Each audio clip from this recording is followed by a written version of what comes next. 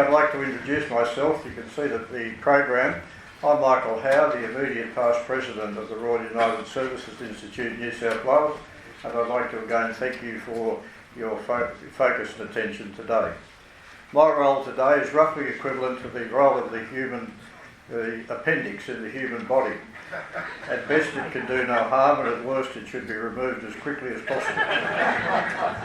So in order to enable that to occur, I'd like to point out to you that I'm introducing Professor Adam Lockyer. Adam's CV is in your program, which means I do not have to read out the distinguished career which we've had printed in our program. And Adam, in just a moment, will take charge of the session, be the moderator, introduce the panel of young people who are already seated, ready to speak. I'd like to, on our behalf, thank them particularly for their willingness to appear and etc. And for all of you, I hope you're looking forward to hearing about what the younger generation thinks of this important issue. Could I finish with an interesting point? If the political parties had bothered to look at the research of why young people did not vote in the way that they chose to vote at the last election, or more importantly not chose to vote at the last election, they might have done much better.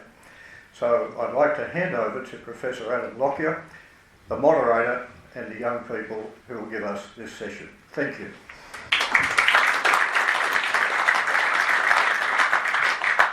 Thank you, Michael. Just like to emphasise that that 3 pages that he showed wasn't all me. It was only 1 paragraph that was my bio. So I'd like to thank the RUSI organising committee for including the Next Generation panel today.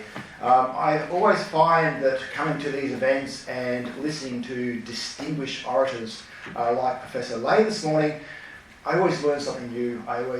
They can point out things I hadn't noticed before and explain mechanisms that in a way that help simplify and clarify my understanding.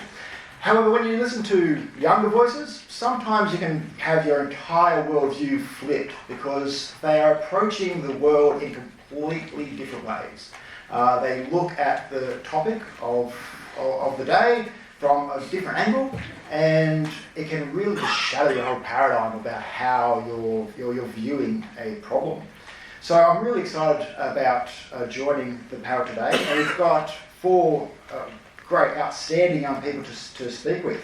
To my direct left is Molly Jinks. Molly is a 4th year student at Macquarie University. She's currently completing a double degree in a Bachelor of Law and Bachelor of Security Studies. She's originally from the Blue Mountains, and she now lives on campus and works as a senior student ambassador at Macquarie University. After graduating next year, Molly hopes to join a government graduate program down in Canberra in its legal stream. Alternatively, she's considering joining the ADF as a lawyer. Next along. Fingers crossed, guys. Keep an eye for next year, please. We have Caitlin Russ. Caitlin enlisted in the Royal Australian Air Force in 2015 as an aeronautical life support fitter. She's been posted to 1 RTU, 92 Wing, supporting 10 and 11 Squadron. She's been posted to 11 Squadron, 6 Squadron, and then back to 11 Squadron. Currently she's sitting at a trade work at 11 Squadron Safety Cell. Caitlin has deployed several times both domestically and internationally on Operation Resolute, Operation Gateway, Operation Accordion, and multiple exercises. In 2025, Caitlin was awarded the RAAF Enlisted Aviator of the Year and a gold recommendation for the work conducted in her current role. Her husband is also a full-time serving member, posted to 87 Squadron, and together they have a 3-year-old daughter. Next along we have Jared Tang. Jared enlisted in the Army Reserve on his 20th birthday and joined the Royal Australian Army Medical Corps as a combat medic.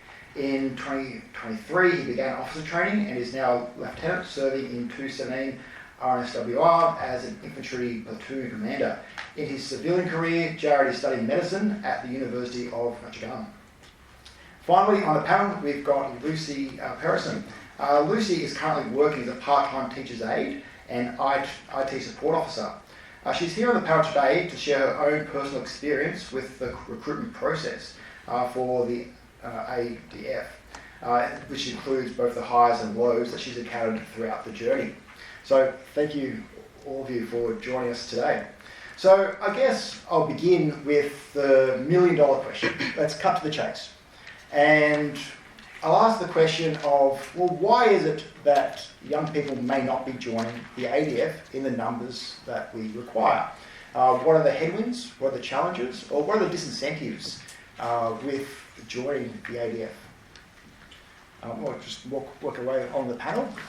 So, Molly, would you like to make it? I certainly can. So I live at a residential college, so I asked 17 to 23-year-olds kind of why they wouldn't join. And one of kind of the most overarching things was genuine misconception. People had no idea that you could even pursue like civilian roles within the ADF. They all just equate the Defence Force with front lines and military, and people don't really see themselves kind of conforming to that. And this idea of them not fitting in the traditional soldier archetype, they actually just genuinely had no idea how many different pathways the ADF offers, which I think is really why kind of education is quite crucial. And another thing I really just do want to emphasise is this idea of community disconnect. So whilst I have no tie to the Defence Force myself, my immediate family is all in emergency services. So Police New South Wales, and every single one of my family members are in Fire and Rescue New South Wales. And when I was posing them these questions as why do you think people aren't joining the Defence Force, they actually illuminated to me the fact that they are experiencing extreme lack of recruitment even at a local level. So this demand for emergency services is huge and no one's kind of putting their hand up. I kind of took this to kind of mean it kind of reflects a weakening sense of community, which kind of then ripples out into the ADF. So perhaps the lack of recruitment in the ADF may not actually be about the military itself per se, but whether it's asking the question of do people still feel a sense of duty to the collective, you know, or are we becoming increasingly individualistic as a whole, or dare I say, quite selfish? So that was kind of the ideas of what I picked up both from a college perspective of just genuine under-education, and then from a personal perspective of my family in emergency services. Yeah.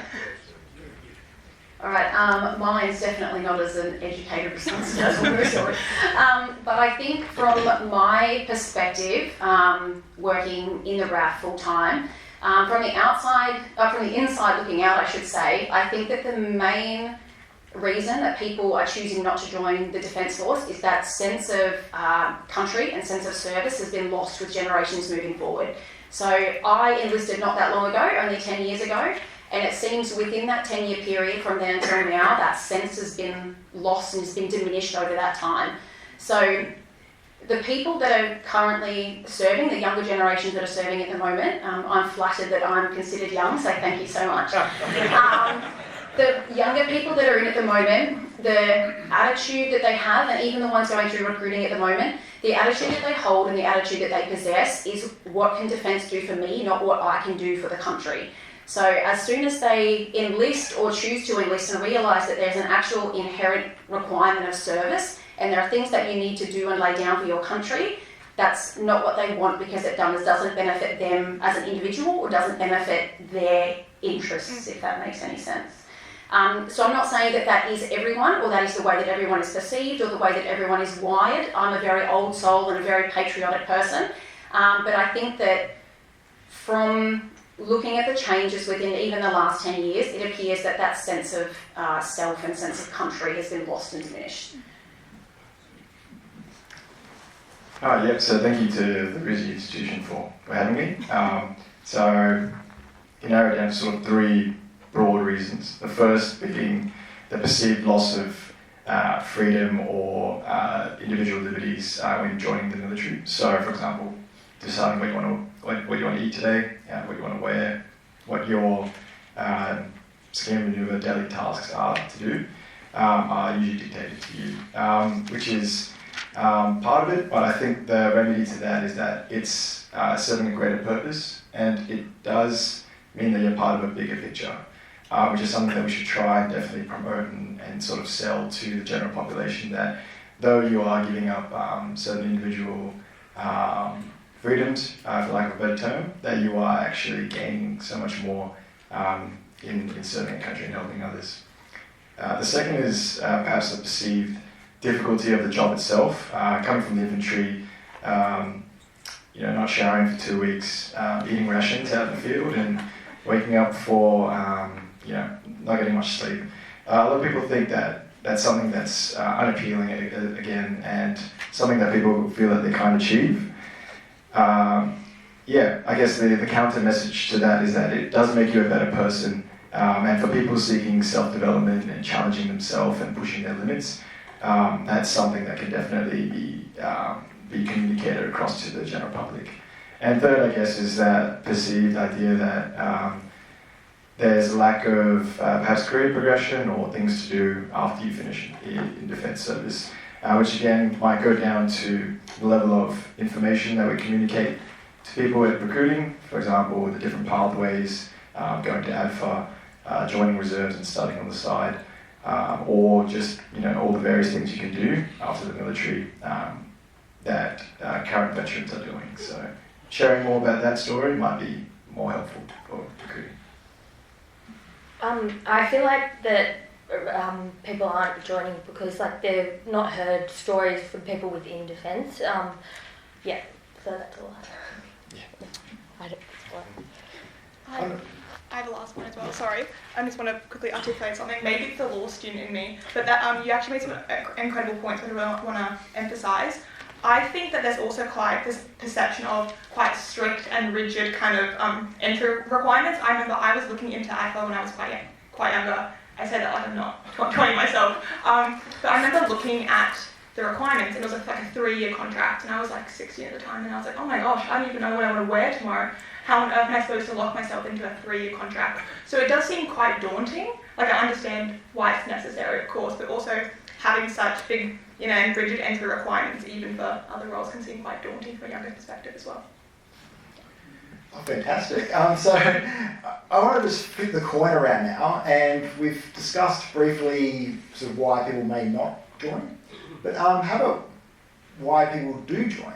So obviously this is not universal. We still do have young people that are going down to our recruiting office and attempting to join the ADF.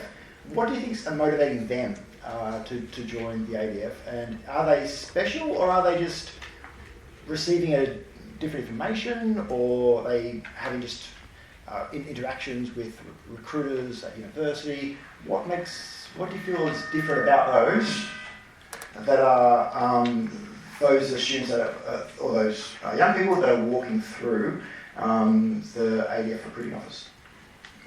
Yeah, absolutely. So I think, because the people I spoke to, they all kind of gave me quite positive feedback on it. They were saying, it's so exciting. It's this idea that it's kind of offering something that no 9-to-5 does, but also the structure and the reassurance and job security and economic security in this kind of economic climate was such a draw card for individuals, knowing that they're going to go into something and have such stability in such an unstable time. It was actually really, really compelling. And I think actually you articulated these points perfectly, so I'll try not to draw too much on them. But this idea of shared purpose and camaraderie and belonging to something bigger than yourself, people love that. They thought it was so compelling and making a difference. Genuinely, they loved just to really, they harped on that point as well. But I do think kind of education regarding kind of recruitment is essential. So I actually work for Macquarie as a student ambassador, and I go to different careers expos and talk to kids about university and stuff like that. But something I have noticed is at these careers expos, there are ADF stalls where people are staffed and high school students can go up and ask questions. And that is imperative. I myself have gone up and asked questions to the stall, because just having a presence to these younger demographics, knowing that this is an option. I think the tagline is do what you love through the ADF. Really emulating that and actually educating the younger demographics makes them want to join. Because a lot of people, like I said, had no idea that this was even an option, I think. So yeah.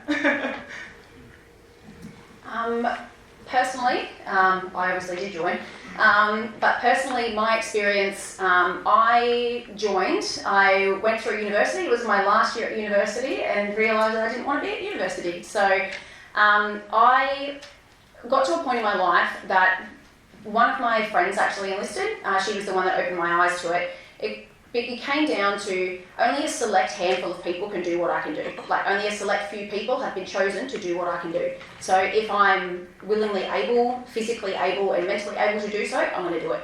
So I have no regrets and I have no intention on leaving. I do understand that me sitting here today, I'm representing a lot of people. I'm not just representing myself. So prior to coming here, I did reach out to younger students at the School of Postgraduate Studies undertaking PME and also people in my unit. The main consensus didn't align with what my process was to join. A lot of the younger people that are going through now have chosen to join for financial stability, have chosen to join for job stability and job security and benefits that can help not only them but their families. So understandably there's a lot of benefits for people with families and people with children, and I think that comes a lot to play into it, but I'm going to go a bit off topic, so I'm very sorry. But I think initially when I spoke to a lot of people at my unit that have just finished their 4 years of service, as a technician, for me, going through 1RTU, my initial military training, was 3 months run by no one but military personnel. People then move into their initial employment training, which is entirely civilian run. So they spend 12 to 18 months working for the Department of Defence in any service, but spend all of that time working for civilians. So that sense of military ethos is lost over that 12 to 18 months that they spend with civilians. So by the time they get to the unit and then have to be smacked back into reality, I guess, of how the world works and what your requirements are, it gets them offside a little bit, and then they choose not to stay because it's not what they think they signed up for. So I think there's a bit of a disconnect between that military portion of your training and the civilian portion of your training. But yeah, there was a vast array of answers that came through, most of which stem from family stability and financial stability.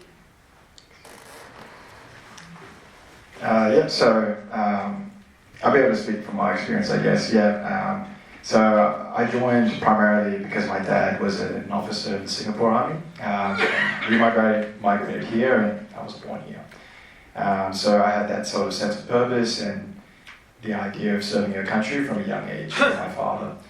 But I think the two other key reasons, the first was the idea of camaraderie. So I did spend quite a bit of my life moving around different countries. And I did want something, I had to, change my group of friends and things like that growing up. So I wanted a strong sense of camaraderie, which I was fairly confident the Army would provide because you go through so much stuff together and you do make lifelong friends. So that was definitely a selling point for me. And the final one was, I guess, under the idea of like cool stuff. I think watching movies like Lone Survivor, Saving Private Ryan, and stuff like that did influence me. And I can just speak from experience. Like 2 weeks ago, we were at the range at Singleton doing our HE weekend, and we were firing 84s, which are these anti-tank sort of weapon systems. And so we were firing 84s, eating rations and burning up our field. And we were thinking like, this should be on the recruiting ads because this is sort of why you join. This is the really cool part of Army that you get to experience. So camaraderie and cool stuff. I also feel it's like a continuation of the family tradition, like for those who have had family members in the armed forces and or friends, like just continuing the tradition. Like for me, I'm applying for Navy, and just because my uncle has just gotten his Federation Star for 40 years service, and hearing his stories is like what has compelled me to join and want to serve my country. Lucy, why have you got your microphone? So you've been trying to join the ADF, and would you like to tell us a bit more about your experience in going through the process of walking into a recruiting office and what's happened since then? So what sparked my journey was my uncle had taken me on a ship's tour of HMAS Adelaide, and I was like, I want to join. And it's taken a long while. Like I applied this time last year, and then I initially was knocked back as for being on medication, which I appealed and won my appeal, and then got knocked back in my psych interview for previously had been seeing a psychologist, which I haven't seen for over a year, and now I have to reapply this time next year. Okay, thanks for this. And so back to Jared. So I want to pick up on something that struck me from Professor Lay's talk this morning, and he spoke about sort of high-end warfighting. The geostrategic situation that Australia is now confronting is getting far more severe, tense. War might be imminent, and so there'd be a drive towards sort of the old school recruiting, you might imagine. But recruiting ads seem to be going the other way. When you turn the ads on, it's often about the other functions of defence, whether that's humanitarian disaster relief, whether that's team coherence or playing touch football, but it's often the other side of things rather than going off to the range in Singleton. Do you think that the defence advertising and marketing is on the right path, or do you think it should be sort of pulled back more towards the stuff that you're talking about?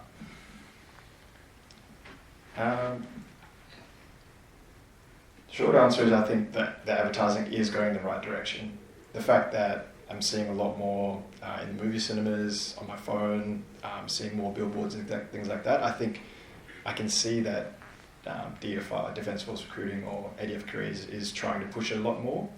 But I do agree with Professor Lay that the type of advertising may not be appropriate for the demographic we're trying to recruit or for the people who are likely to join. So I definitely relate to the Marine Corps advertisements, and the UK Royal Marines do similar things where they're showing a lot more of the realities of the war, the lethality of the force, and this is probably more towards Army, I guess, or people who are interested in that sort of line of work. So there is a place for both. We do need people who are like focused on war fighting, but people who want to serve their country, but they have different skills, and hence I think that's why sorry, just getting my train of thought. Yeah, there are people who want to serve their country, but not everyone needs to pick up the gun and join the infantry. But we need a bit of both, long and short. And Caitlin, so this is a question also on sort of advertising and marketing and how we try and present the ADF. You would have seen that over the last little while, the ADF has been putting out ads to join the ADF as an ADF career, rather than in the old days you join a service. And I just wanted to sort of pick your brain about sort of why you joined. Did you join a service or did you join the ADF? And do you think that the marketing is effective to young people today, or do you think it should be drawn back to join a service? I think that the recruiting and retention issue applies to all three services. So recruiting for the ADF seems a logical way to do so. I think from looking at the advertising that's going through at the moment, I think the content of the advertisements is reflective of the great peacetime war that we've been in for a very long time. And with the changes that with the changes with the geopolitical climate and everything that's happening at the moment, I think that there's going to be a lot of people that are caught offside for what their requirements are with what they think they've joined for, if that makes any sense. So I think that the recruiting advertisements can definitely change up a little bit to show what could be required of you in service, and a bit more of the not so happy joy side, but the actual like inherent services requirements side. With the recruiting stuff, I have done a lot of defence work experience programs, STEM programs and everything at RAF Edinburgh, where I'm based. And it's incredible the amount of people that come through and all they want to be is a pilot. They don't understand that there is any other avenue available to them other than pilot. So out of a group of 20, 30 work experience students or women that come through choosing to join, all of them want to be engineers or pilots. And as a technician, it kills me. But I think there's a lot more that people need to understand. In order for you to be a pilot, you have people that need to get that jet off the ground. You have people that need to service the gear that you wear on that jet. So I think pushing roles that support what people want also may be of benefit. So it's one of those things, like pilot, super cool job. Like, not gonna lie, super cool. But I think to push the focus on people that support that role and people whose service is necessary to make that service happen is very important through that recruitment process. You want to say? Molly, so you're in... Yeah. Oh, the turn off. No? So you're living in a university dorm, so surrounded by 18, 19, 20, 21-year-olds, Yeah. hundreds of them. You're living in a recruiter's dream.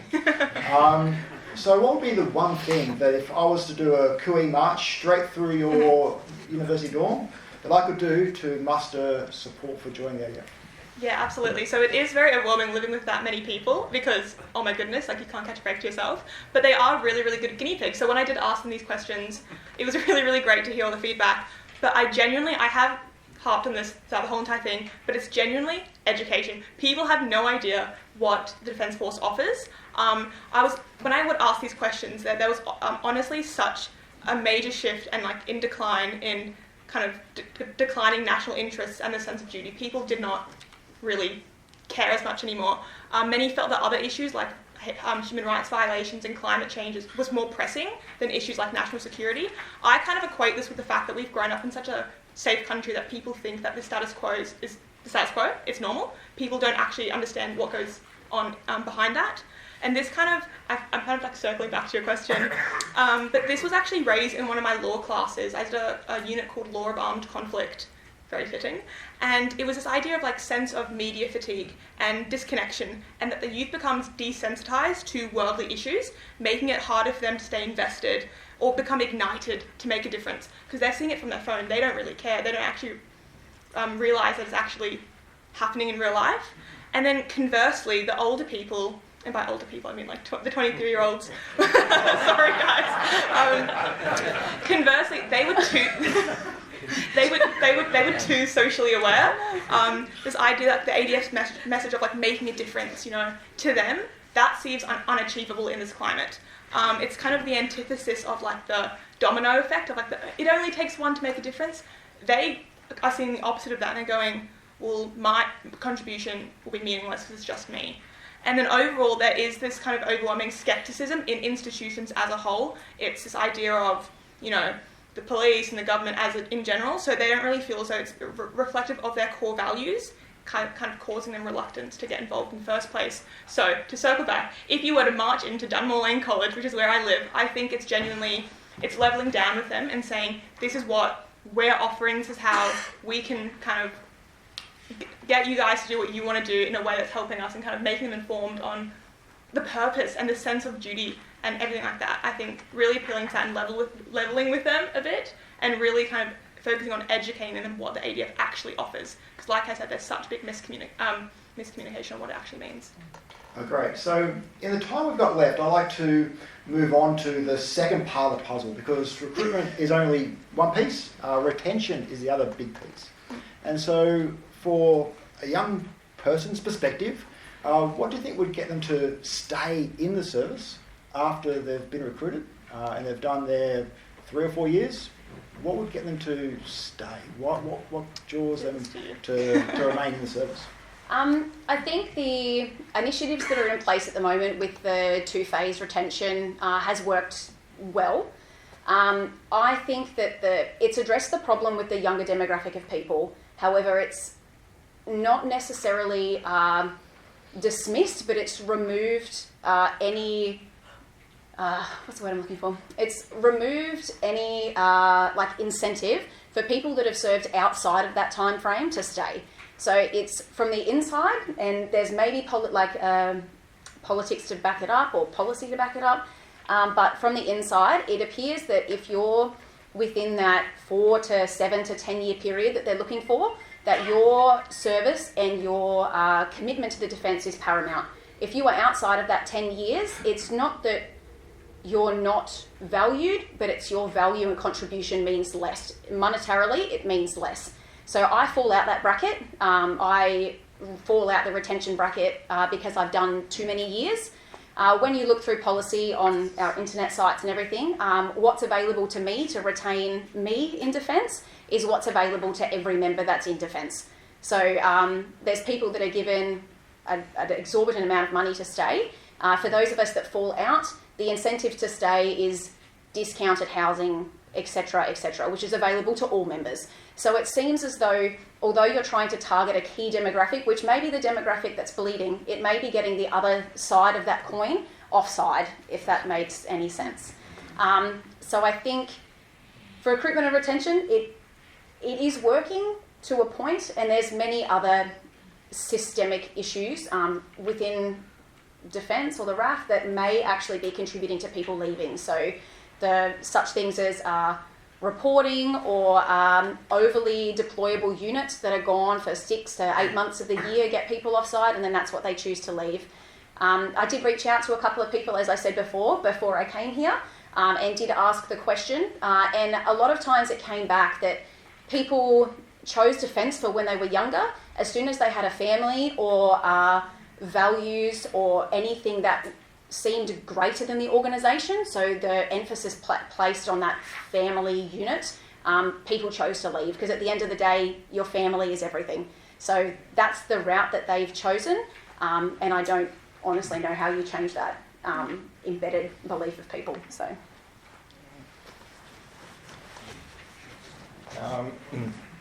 I can mostly speak from the level of a reservist, which is interesting when you mention factors like family and things like that, because in reserves what that looks like is someone going inactive for a couple of years, but they're still technically on the books. And actually a big problem that we're facing now just at the platoon level is chasing up members who are on our books, but because they're in reserves, it's easier for them to slip through the cracks and get caught away with work and family. So reserves has possibly a different retention problem. What we're seeing is, I guess, the number one one would be a sense of boredom or repetitiveness of doing the same thing. This is the feedback I get from my soldiers, that especially after they've been in for about 4 to 5 years, they've done their courses, they've done a trip, they've done all the major exercises, that they feel like there's nothing more for them, and then they either call transfer, discharge, go inactive, anything except getting a promotion to section commander. Or some of them want that responsibility, some of them don't. So that depends. So yeah, I think keeping the army busy, and it's also interesting when you said that the Air Force, so it's like too many trips or too much going on. So maybe the army could get a few more trips. Things like that. But again, with reserves, it's a unique. I appreciate it's a unique problem, because a lot of people have civilian jobs, and they'll see a deployment pop up, and if they've been attending their Tuesday nights and they've remained compliant, they can go for that opportunity. So slightly different problem. Main one being sort of boredom, repetition at the digger soldier level, at the platoon level. No, well, fantastic. So we could talk all day, but I think I'll hand back over to Michael. Thank you all.